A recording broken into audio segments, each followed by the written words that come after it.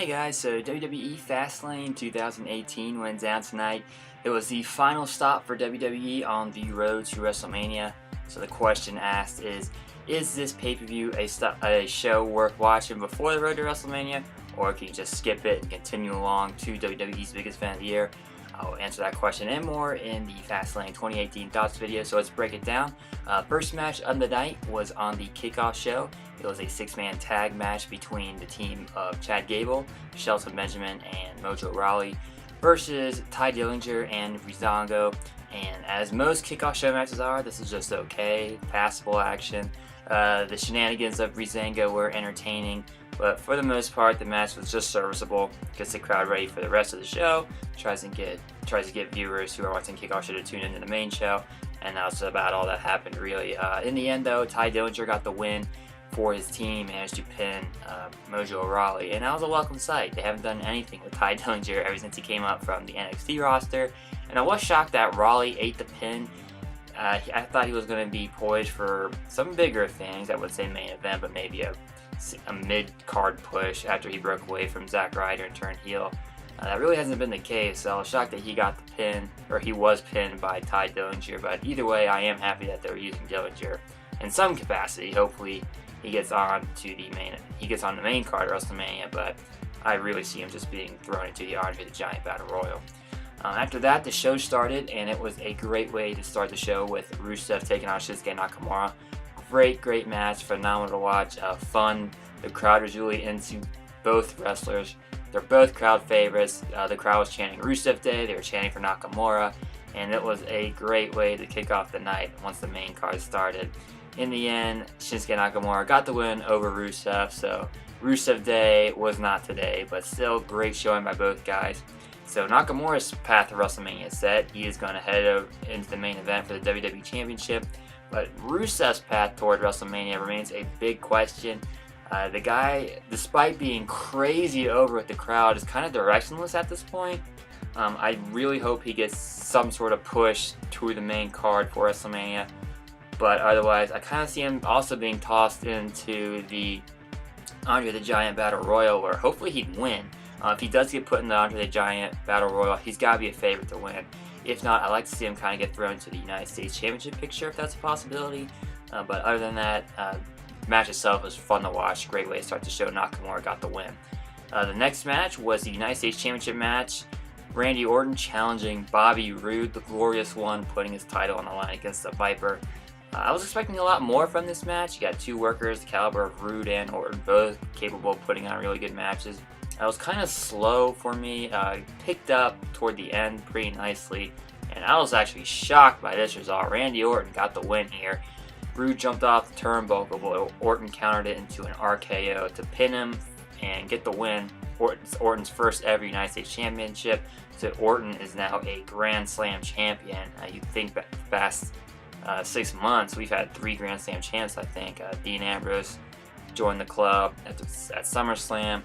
Roman Reigns joined it on Raw a couple weeks ago. Now Orton, with the United States Championship win, is now Grand Slam champion. I was not expecting him to win it. I thought for sure Roode was going to win it, but Orton gets the win. Then after the match, Jinder Mahal came out, and him and Orton started brawling, but then Roode ended up taking out both Mahal and Orton, so they could be setting up a triple threat for the United States Championship at WrestleMania. As I said, though, I'd like to see Rusev get thrown into that picture as well, but for now at least, it looks like Orton will be defending his belt, the United States Championship belt, against Roode and possibly Mahal at WrestleMania. After that, it was a women's tag team match between Natalya and Carmella, taking on Becky E. Lynch and Naomi. It was an okay match, serviceable for what it was. Kind of thought it was a way just to get more women from the women's division on the main show. In the end, Naomi and Becky Lynch ended up losing to Natalya and Carmella. Carmella kind of needed this win after I think she got beat by Becky Lynch on SmackDown a week or two ago. She's still the Money in the Bank briefcase holder, so it should be interesting to see what she decides to do with that briefcase. That's only good for 1 year, and WrestleMania is coming up, so I do wonder if she's going to try and pull a Seth Rollins and cash it in on the biggest stage of them all. That would be a great way to showcase the unpredictability of the Money in the Bank stipulation for the women's division by having Carmella cash it in at WrestleMania. That remains to be seen now, And as I said earlier, Carmella and Natalya defeated Naomi and Becky Lynch. Next match on the card was one I thought could be a show stealer. The New Day were challenging the Usos for the SmackDown Tag Team Championships. The hype for this match was pretty good. The promos they cut a week or two ago on SmackDown, especially Big E's segment, fantastic. Really had me juiced for this match because these two teams are gold when they're in the ring together. And I thought, as I said, it was going to be a show stealer. It started out really good, lots of fast-paced action.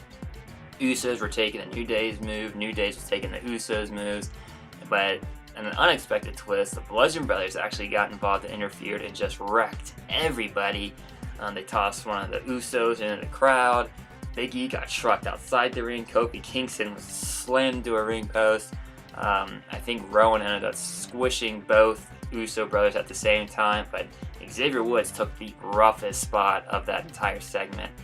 Both Bludgeon Brothers, Harper and Rowan, picked up Xavier Woods and just slammed him onto the steel stairs. It looked like the back of his head just drilled the stairs and bounced back up, and then they're putting on a stretcher. It looked like it was convulsing. I couldn't tell if it was like legit or not, because when they re-showed it, they didn't show the slam, they didn't show Woods convulsing. They said he had like a back injury. I'm not sure if it's kayfabe or if it's real. That remains to be seen, but it looked like a brutal hit. Hopefully it's just all an act and Xavier Woods is okay, but the Bludgeon Brothers definitely making their presence known in the tag team division. Hopefully this sets up for a triple threat tag team championship match for the SmackDown belts at WrestleMania, kind of like last year's ladder match for the Raw tag team titles. I like to see SmackDown's tag team division get some WrestleMania love, especially when you got quality teams like the Usos and the New Day and newcomers, the Bludgeon Brothers. Let's see what they can do when the lights shine bright at WrestleMania. The next match after that was the SmackDown Women's Championship match. Ruby Riott was challenging Charlotte. This was an okay match. As you might have guessed, the Riott Squad got involved, and Charlotte's entourage of Becky Lynch and Naomi got involved as well. Both were eventually ejected from ringside. And Ruby Riott had a pretty good showing here, showing she can kind of hang with Charlotte when given the chance on a pay-per-view stage. But in the end, Charlotte did get the win. She made Ruby Riott tap out to the figure 8. But the biggest development here was that Asuka has officially challenged Charlotte, it looks like, for the SmackDown Women's Championship. So weeks and weeks and weeks and weeks of WWE pretty much saying Asuka's going to challenge Bliss for the Raw title. That's now gone. Asuka made an appearance, challenged Charlotte, it looks like. She and Charlotte got face to face, and Asuka pointed to the WrestleMania sign before walking out. So it looks like for SmackDown, it's going to be Asuka versus Charlotte, while Raw they may do Nia Jax taking on Alexa Bliss based on that segment that was on Raw this past week. And Asuka moving to SmackDown, I'm okay with it. Ronda Rousey is on Raw. You got Bliss. You got Nia Jax here, they're pushing Bayley, Sasha Banks. There was a ton of star power for the Raw Women's division. Not nearly as much on SmackDown, so having Asuka go to SmackDown, try and boost the women's division, I'm totally okay with that. And to be honest, Charlotte versus Asuka sounds a lot better than Alexa Bliss versus Asuka. I like Alexa Bliss a lot, but Charlotte is the better in-ring performer than Alexa Bliss. And Asuka is undoubtedly one of the best wrestlers in the world. And seeing them at WrestleMania should be a barn burner of a match. The next match was the main event, the six-pack challenge for the WWE Championship. AJ Styles was defending his title against Baron Corbin, John Cena, Dolph Ziggler, Sami Zayn, and Kevin Owens. This was by far the match of the night. It was chaotic, fast-paced, action seemingly non-stop, and the crowd was totally into it. I was into it, and it delivered. Fantastic match. You can't go wrong. We got 6 of WWE's best performers in the ring at one time, and it delivered. Started out with Cena delivering AAs to everybody. He eventually hit an AA to Styles to the announce table. Probably the most interesting development during this entire match was the ongoing feud, not only between Zayn and Owens. It looks like their partnership may have finally fractured, but Shane McMahon apparently is getting back involved with the storyline as well. So as you may recall, Zayn said he would lay down for Owens and let Owens pin him for the win. Turned out to be a ruse. Zayn tried to pin Owens himself. They eventually started fighting. Then Shane McMahon was actually sitting at ringside for the match. So Zayn came and started jawing with Shane O'Mac. Owens tried to kick Zayn, missed, drilled Shane McMahon in the face. And then eventually Owens looked like he was going to get the win when he had a pinfall, I think on maybe Ziggler or Corbin, I forget who. And Shane McMahon pulled the ref out of the ring.